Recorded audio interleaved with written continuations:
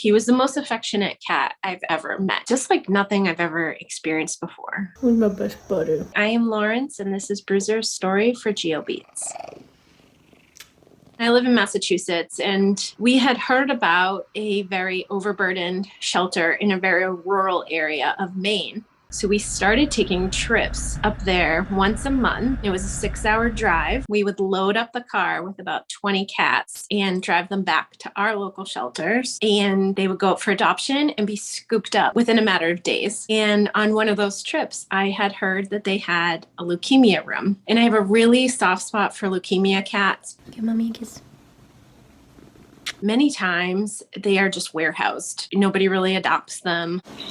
I walked into that room and my heart just broke instantly. We learned that the public wouldn't go into that room because they thought that they could catch leukemia somehow. You big baby. Even in the shelter, within the shelter, one girl would go in to feed them because everybody just found it really, really sad. There were about 12 cats with leukemia in that room. It was just a small room with not much in it. And Bruiser came straight to me. He climbed up my body, hugged me around the neck, and was like tight holding on to me, would not let go. When it was time to go, they had to actually like peel him off of me. And it broke my heart to leave him there. But I was like, what am I going to do? I have 2 cats of my own. How could I adopt a cat with leukemia right now? I talked to my husband. He adamantly said, absolutely not. No more cats.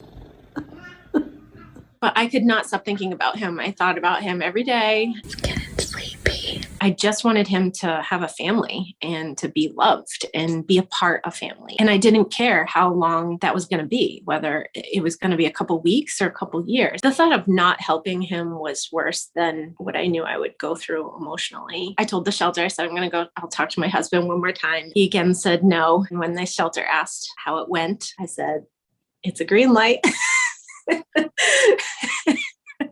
Because I decided I was just going to figure it out. I joked that a divorce probably would have been better than leaving him behind. So I joked that I put my husband up for adoption. Okay. So Bruiser came home, and not 2 weeks after he was here, he couldn't stand up straight and he was kind of falling over and he was howling this awful noise. And I thought, oh my gosh, this is it. I rushed him to my vet, and he was diagnosed then with epilepsy because he was having seizures.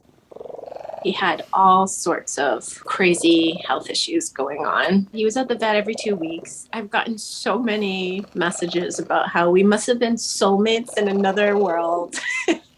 I totally believe that. He was like an appendage because if I sat down, he would be in my lap.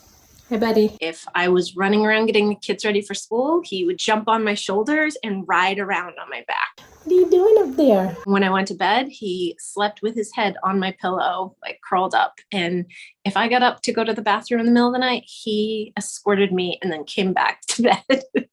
He's probably like, what are they doing? I remember being nervous. Is it going to be too much for him? I have 3 little kids. We had 2 dogs, and he just settled in here. My kids absolutely loved him. Want some food? And get strong? They even said we should adopt another sick cat so he has a friend. I would think about the cats that were left in that room. I ended up finding another rescue that was 4 hours away. They had no problem adopting out leukemia cats. And that room, it's completely empty now, and all of those cats have been adopted. It's so ironic that he lived in this little room with so many cats because he really did not like being around other cats at all. We ended up putting 2 cat doors on our stairwell, and it was like a whole rotating system with my cats and Bruiser because they could never mix. He loved to just lay in the sun and watch the birds. I always thought I was more of a dog person. But he was an emotional support animal for me. I will only adopt cats with leukemia from now on. He just had been failed by people time and time again and just had nothing but love to give.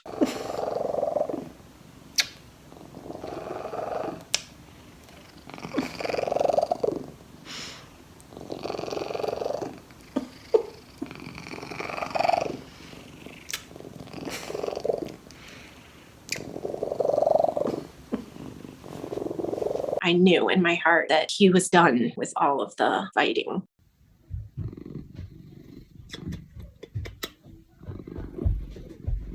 Bruiser passed away on January 19th of 2022. And we watched the sunset. The sky was so beautiful. He always had his head right here in my neck. And, I kind of felt his head fall. I always promised him that I would be there for him until the end. I'll miss him every day. I was so grateful for every moment I had with him. I never took anything for granted because I knew it was limited. He was one of the greatest gifts in my life.